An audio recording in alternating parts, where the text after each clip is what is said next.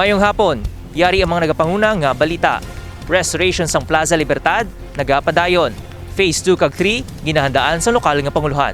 Maragtason ang Plaza Libertad nga nahamtang sa sentro sang city proper area. Isa ini sa kilala nga plaza sa syudad, bangod diri man nahamtang ang sentro sang panggobyerno, ang Iloilo City Hall. Sa handom nga mapreserba kag maamligan ang kasaysayan, padayon ang ginahimo nga restoration sa lugar sa pagpanguna ni Mayor Jerry Treñas. Para sa alkalde, hindi lamang ini lugar para malagawan, kundi lugar nga mapabugal sang mga Ilonggo. Sa karon, mas naglapad ini kag nagtahom. Nagumpisa ang tanan sang yara pa sa Kongreso si Mayor Treñas kag iya ginduso ang inisyatibo para sa Integrated Development Plan para sa Cultural Heritage Tourism Zone sang Iloilo City. 2013 naman sang gimpirmahan ni former President Benigno Aquino III ang Republic Act 10555 nga nagadeklara sang 7 ka mga heritage sites sa Iloilo City kag diri nalakip ang Plaza Libertad.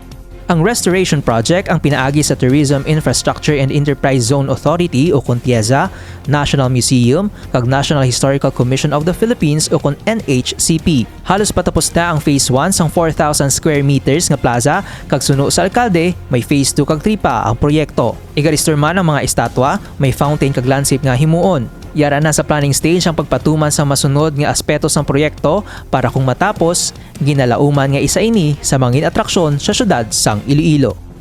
Ang dugang nga detalye bantayan karon alas 6 sa gabi sa Level Up Patrol. Ini si Michael Angelo Sarate.